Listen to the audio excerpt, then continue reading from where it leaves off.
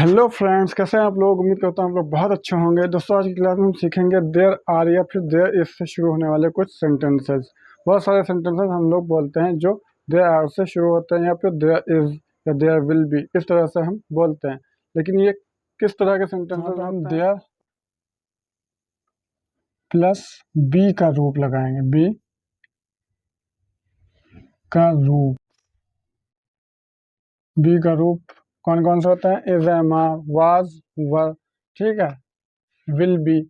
तो ये कब किस प्रकार यूज होगा तो इसको देखते हैं। बी की जगह पे अगर टेंस प्रेजेंट का है, प्रेजेंट टेंस है अगर, ठीक है, प्रेजेंट टेंस है, तो हम लगाएंगे इज या फिर एम या फिर आर, ठीक है। अगर टेंस प्रेजेंट का है तो बी की जगह पे क्या लगेगा, इज, एम, आर, ये लगेगा इसकी जगह पे इज, एम। अगर मान लीजिए पास्ट का टेंस हो, अगर ये पास्ट का हो तो क्या लगाएंगे, वाज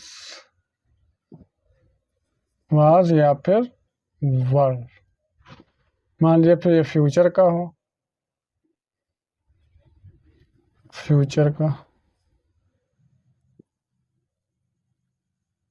फ्यूचर हो, तब इसको हम क्या करेंगे, विल बी, ठीक है। बी की जगह पे there is a tree, there are two people, ठीक है। इस तरह के सेंटेंस। अब इन एग्जाम्पल को हम इनको ही पहले समझाते हैं कुछ, फिर हम इसको मिटा देंगे, पूरा सेंटेंस बन जाएगा। जैसे कि हमारे बगीचे में आम के 3 पेड़ हैं। टेंस प्रेजेंट का है तो इस एम आर में से एक चीज लगेगी, देयर आर 3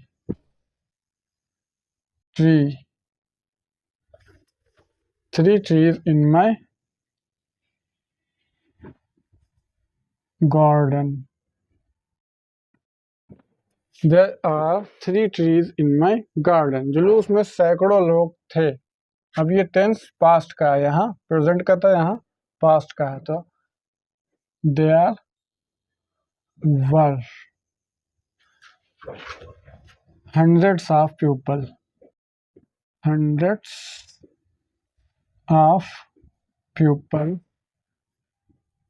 दोस्तों, इस रूल को मैं मिटा रहा हूँ, इसको आप स्क्रीनशॉट ले लीजिए ताकि आपको ये बाद में इसको आप बैठ के समझ सकें, ठीक है। अब इसको आपको समझ में आसानी से आएगा। There were hundreds of people in the procession.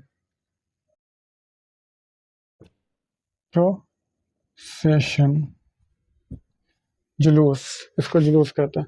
हमारे घर के सामने एक पेड़ है। अब यहाँ पे ये चीज़ें आपको समझ में आती रहेंगी, कहाँ पे आर लग रहा है, कहाँ पे वर लग रहा है, कहाँ पे इज लग रहा है। हमारे घर के सामने एक पेड़ है, there is a tree in front of, in front use करते हैं सामने के लिए, in front of my house, in front of my house, मेरे घर के सामने, in front of my house, मेरे घर के सामने एक पेड़ है। जुलूस में सैकड़ों लोग होंगे, क्या था रूल, विल बी लग जाएगा, देयर के साथ विल बी की कौन सी फॉर्म, फ्यूचर की यूज होगी। जुलूस में सैकड़ों लोग होंगे, there will B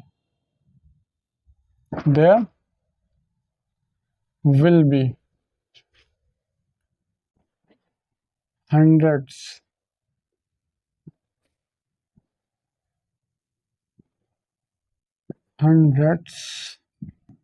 of people in the procession, in the procession। सभा में अधिक लोग नहीं थे, तो यहाँ पे फ्यूचर था, विल भी लग गया। नहीं थे, फिर वर्ड लग जाएगा। इसी तरह का ये भी सेंटेंस है, यानी कि पास्ट का। सभा में अधिक लोग नहीं थे। There were not many people in the meeting. सभा यानी कि कोई भी मीटिंग। क्या कोई समस्या है? अब ये इंट्रोगेटिव है लेकिन टेंस प्रेजेंट का। Is there any problem? क्या कोई समस्या है? कोई समस्या नहीं है।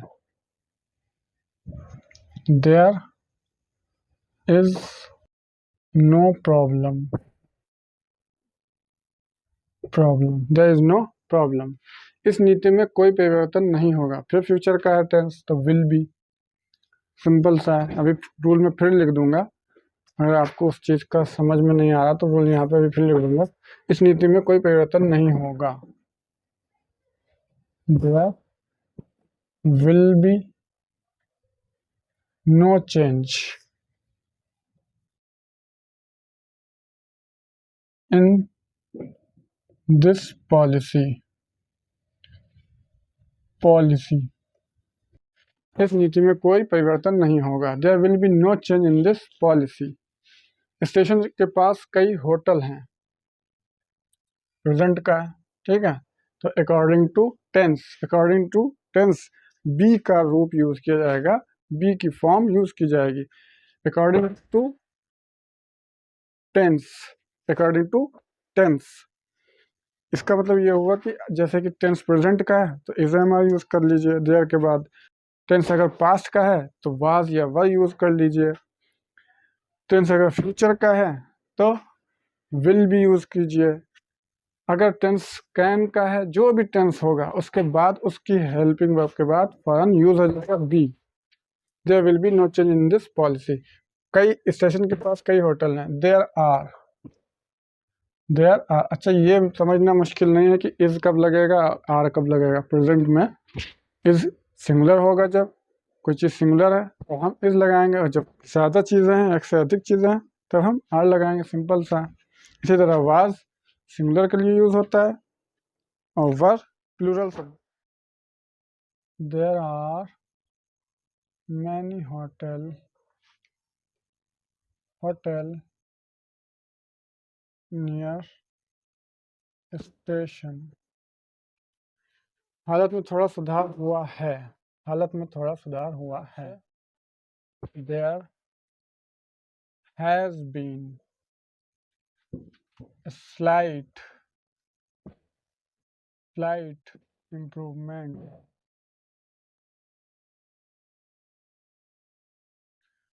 in the situation.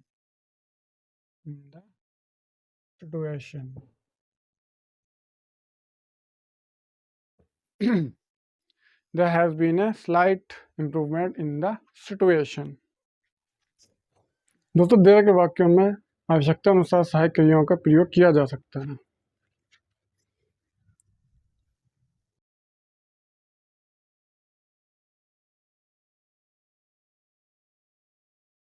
दिए के वाक्यों में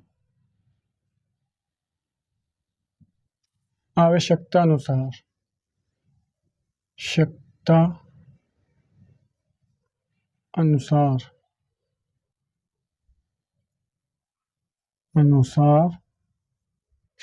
हेल्पिंग वर्ब सहायक क्रियाओं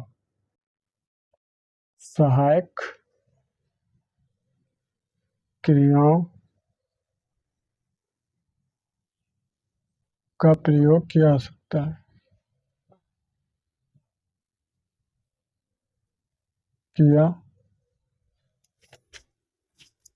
सहायक क्रियाओं का प्रयोग किया जा सकता है।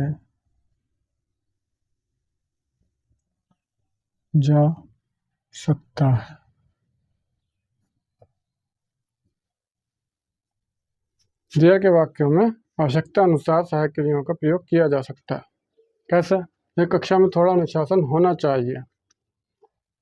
देयर, अब यहाँ पे हेल्पिंग वर्ब क्या सहायक क्रिया लगेगी? शुड। तो देयर के वाक्यों में, यानी देयर से जो भी सेंटेंस शुरू हो रहा है उसमें हेल्पिंग वर्ब जो भी लग रही है आपकी, ठीक है, आर है या इज है या वाज या वर है या कैन है, शुड है, मस्ट है, इस तरह से जो भी टेंस के हिसाब से आपकी ज़रूरत के अनुसार यानी कि आवश्यकता के अनुसार जो भी हेल्पिंग वर्ब है वो लगाएंगे। यहाँ पे शुड आ रही है, जैसे कि अब यहाँ पे आप देख सकते हैं कक्षा में थोड़ा सा अनुशासन होना चाहिए, तो सिंपल सा है, शुड बी आ जाएगा, there should be, there should be some discipline, some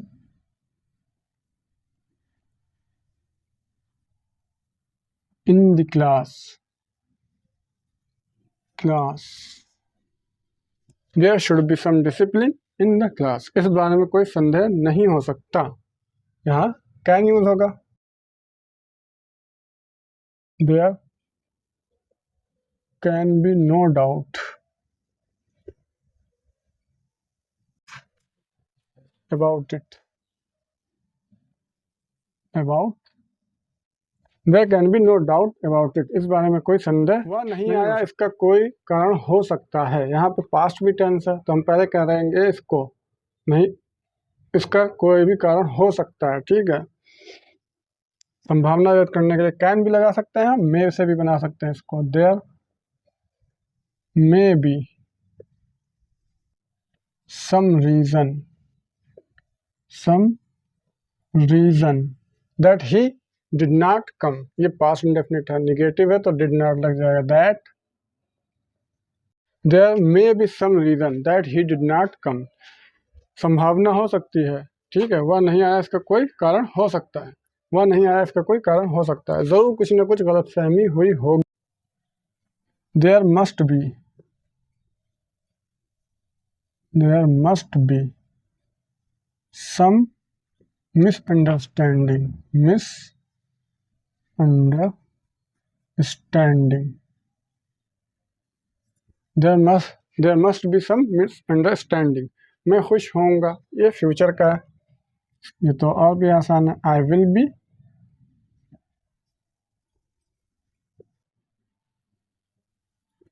be happy. तो दोस्तों उम्मीद है आपको ये वीडियो पसंद आई होगी। दोस्तों इसको चैनल को सब्सक्राइब कर दीजिएगा ताकि आपको और भी इस प्रकार के मज़ेदार वीडियोस जल्दी से जल्दी मिल सकें। लाइक एंड शेयर करना बिल्कुल मत भूलें ताकि आपके फ्रेंड भी इसका फ़ायदा उठाएं। Thank you.